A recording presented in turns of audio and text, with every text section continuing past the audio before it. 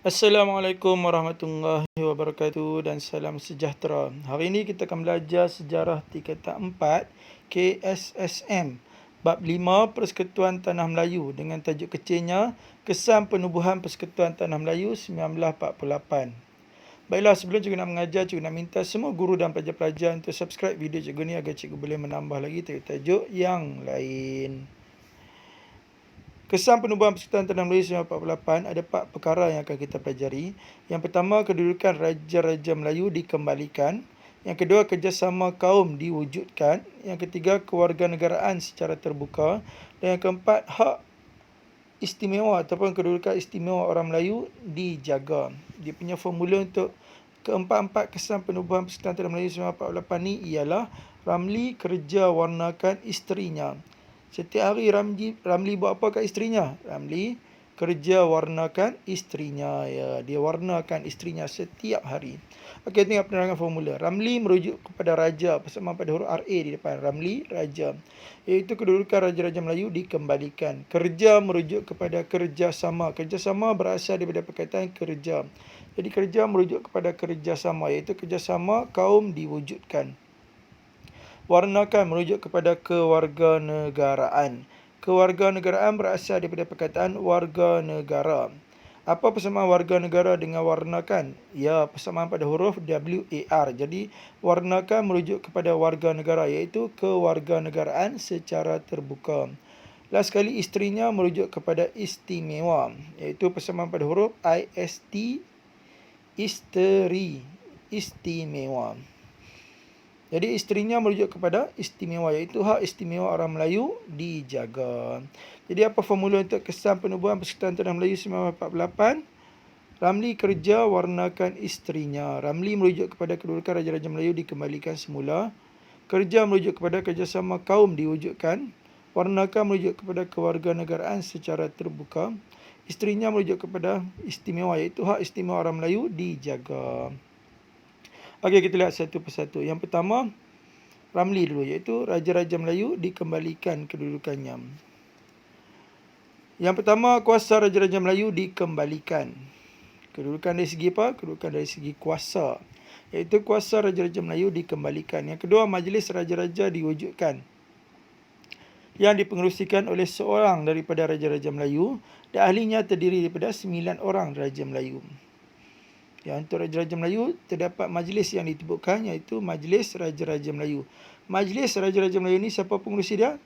Seorang daripada Raja-Raja Melayu.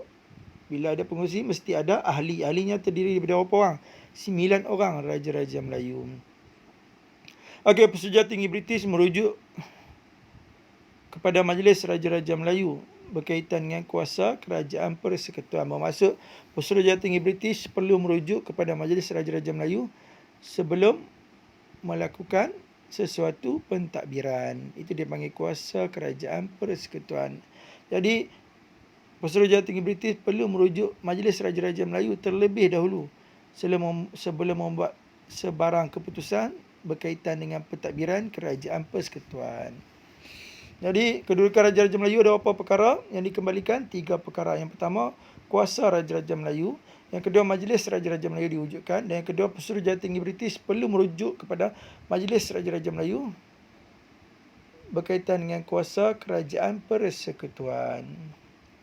3 perkara kepada Raja-Raja Melayu. Okey. Yang kedua, kerjasama kaum diwujudkan.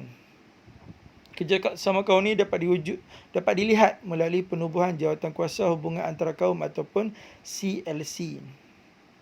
Ini kerana kebanyakan cadangan CLC dimasukkan ke dalam perundangan yang diluluskan oleh Majlis Perundangan Persekutuan. Jadi segala cadangan CLC mesti mengeluarkan cadangan. Kenapa CLC mesti mengeluarkan cadangan? Sebab ejaan CLC bermula dengan huruf C.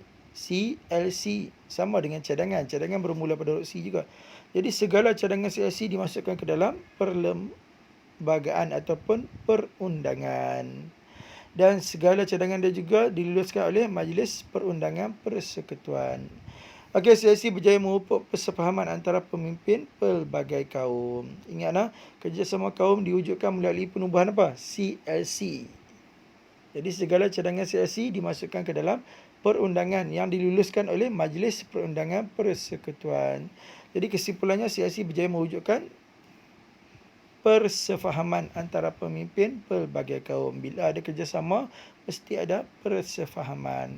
Bila ada persefahaman, baru boleh mewujudkan kerjasama. Ingatlah, kalau ada kerjasama, mesti ada persefahaman. Kerjasama kaum memerlukan persefahaman kaum. Semuanya dapat dilihat melalui apa? Melalui penubuhan CLC. Sebab apa CLC dianggap berjaya? Sebab segala cadangan CLC dimasukkan ke dalam perundangan yang diluluskan oleh Majlis Perundangan Persekutuan. Okey, yang ketiga. Kesan yang ketiga, ingat balik formula. Ramli kerja warnakan. Warnakan merujuk kepada kewarganegaraan secara terbuka. Di mana kewarganegaraan dibuka kepada orang bukan Melayu. Manakala orang Melayu pula diiktiraf sebagai penduduk asal di tanah Melayu yang diberikan kedudukan yang istimewa. Mereka dapat dua, orang Melayu dapat dua perkara. Yang pertama, diiktiraf sebagai penduduk asal. Yang kedua, diberikan kedudukan yang istimewa. Manakala kaum lain pula mendapat kewarganegaraan. Sebab itu dipanggil kewarganegaraan secara terbuka. Terbuka kepada siapa?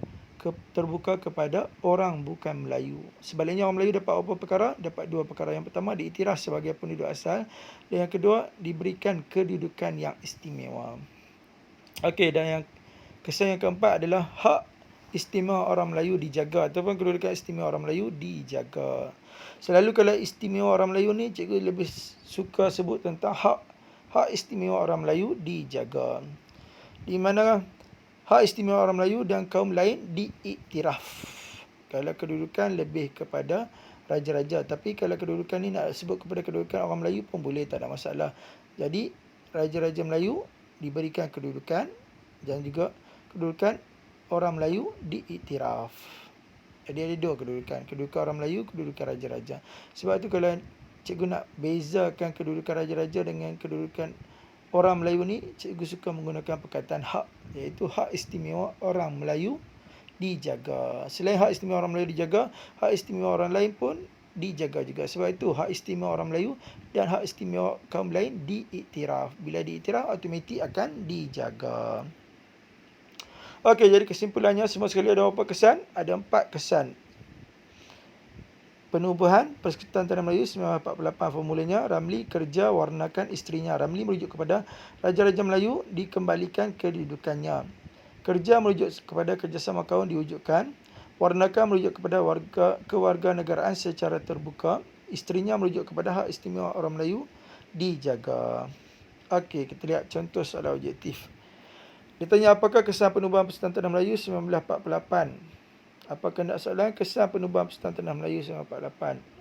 Kesan penubuhan Persekutuan Tanah Melayu 1948 ni ada formula dah. Ada apa formulanya? Ramli kerja warnakan isterinya. Okey, tengok jawapan satu Roman. Satu Roman kerjasama kaum berkurangan. Dua Roman kewarganegaraan secara tertutup. Tiga Roman hak istimewa orang Melayu dijaga. Empat Roman kedudukan Raja-Raja Melayu dikembalikan. A 1, 2, B 1, 4, C 2, 3 dan D 3 dan 4. Jadi apa jawapannya pelajar-pelajar cikgu? Ya, jawapannya 3 dan 4. Pandainya. Okey, soalan nombor 2 tanya. Bagaimanakah kedudukan Raja-Raja Melayu dikembalikan dalam perjanjian Persekutuan Tanah Melayu 1948? Apa kehendak soalan? Bagaimanakah merujuk kepada cara kedudukan Raja-Raja Melayu dikembalikan? Okey, tengok jawapannya. Satu Roma mewujudkan Majlis Raja-Raja. Dua Roma kuasa Raja-Raja Melayu dikembalikan. Tiga Roma Raja-Raja Melayu mengetuai kerajaan persekutuan. Empat Roma Pesuruhjaya Tinggi British tidak perlu merujuk Majlis Raja-Raja Melayu berkaitan dengan pentadbiran. Okey, tengok jawapan dia. A 1, 2, B 1, 4, C 2, 3 dan D 3 dan 4. Jadi jawapannya mana? Yang mana satu pelajar-pelajar cikgu? Ya, jawapannya 1 dan 2. Pandainya. Tahniah cikgu ucapkan. Okey, soalan nombor 3. Yang manakah berkaitan dengan Majlis Raja-Raja? Apa kehendak soalan? Majlis Raja-Raja. Satu Roman bersidang 5 tahun sekali. Dua Roman mengetuai Persekutuan Tanah Melayu. Tiga Roman dipengerusikan oleh seorang daripada Raja-Raja Melayu. Empat Roman ahlinya terdiri daripada 9 orang Raja Melayu. A 1, 2, B 1, 4, C 2, 3 dan D 3 dan 4. Jadi jawapannya yang mana pelajar-pelajar cikgu sekali lagi? Okey, pandainya. Jawapannya 3 dan 4 D. Tahniah sekali lagi cikgu ucapkan. Okey, soalan nombor 4. Kerjasama kaum dapat dilihat melalui penubuhan. A. Jawatan kuasa kerja. B. Jawatan kuasa kemerdekaan. C. Jawatan kuasa antara kerajaan. Dan D. Jawatan kuasa hubungan antara kaum. Jadi jawapannya yang mana satu ni? Ya, jawapannya D. Jawatan kuasa hubungan antara kaum. Tahniah cikgu ucapkan kepada pelajar yang dah betul dan dapat ingat dengan sangat baik. Sebab tu cikgu kata pelajar-pelajar cikgu ni semuanya sangat pandai. Tahniah cikgu ucapkan. Okey, soalan nombor 5. Perjanjian Persekutuan Tanah Malaysia 1948 memberikan kewarganegaraan secara terbuka kepada orang bukan Melayu. Bagaimanakah kedudukan orang Melayu? 1 Roma bermuafakat dalam politik. 2 Roma diberikan kedudukan istimewa. 3 Roma diiktiraf sebagai penduduk asal. 4 Roma berkongsi ekonomi dengan orang asing. Jadi jawapannya A 1, 2, B 1, 4, C 2, 3 dan D 3 dan 4. Jawapannya yang mana satu pelajar-pelajar cikgu? Ya, C 2 dan 3. Tahniah pandainya. Okey, kita lihat contoh soalan struktur. Markahnya 2, 4, 4, 10 markah. Baiklah, kita bincang satu persatu. Soalan A dulu ditanya. Terangkan kedudukan Raja-Raja Melayu dalam Perjanjian Persekutuan Tanah Melayu 1948.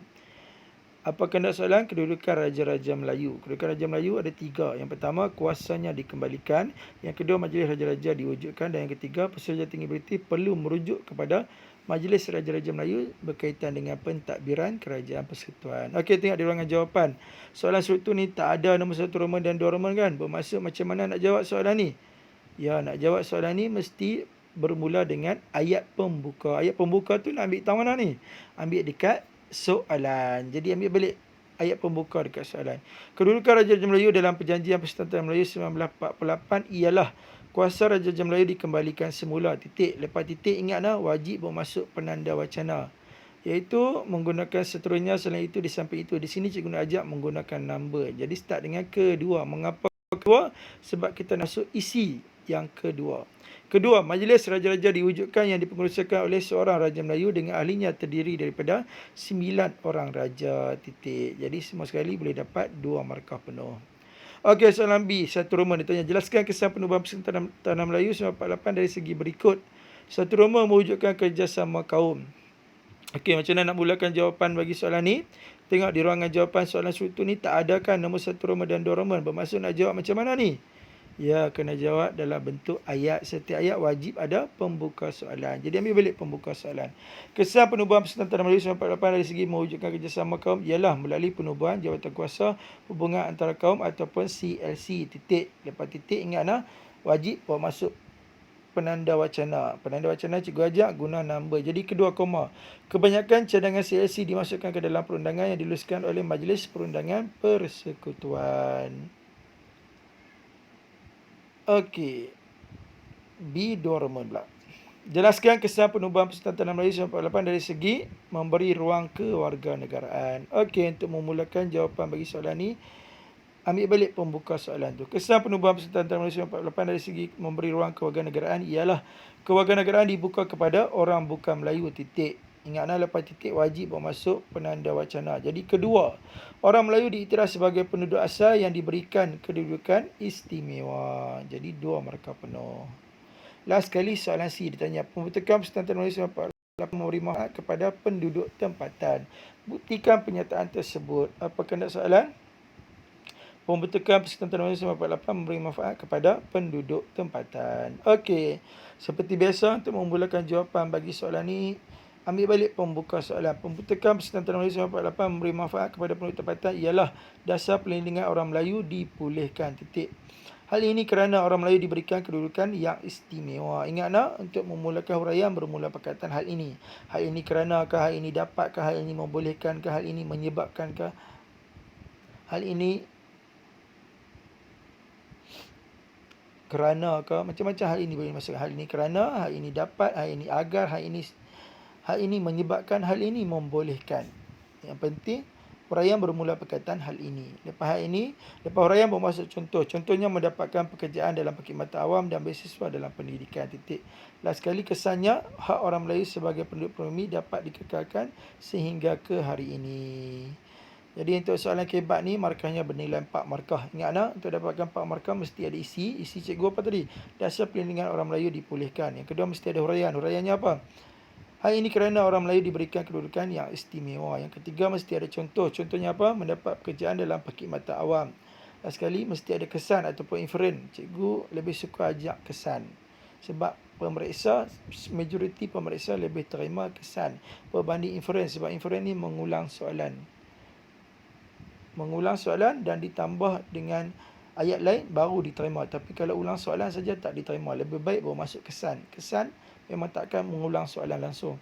Jadi kesannya hak orang Melayu sebagai penduduk pribumi dapat dikekalkan sehingga kali ini 1 lagi markah.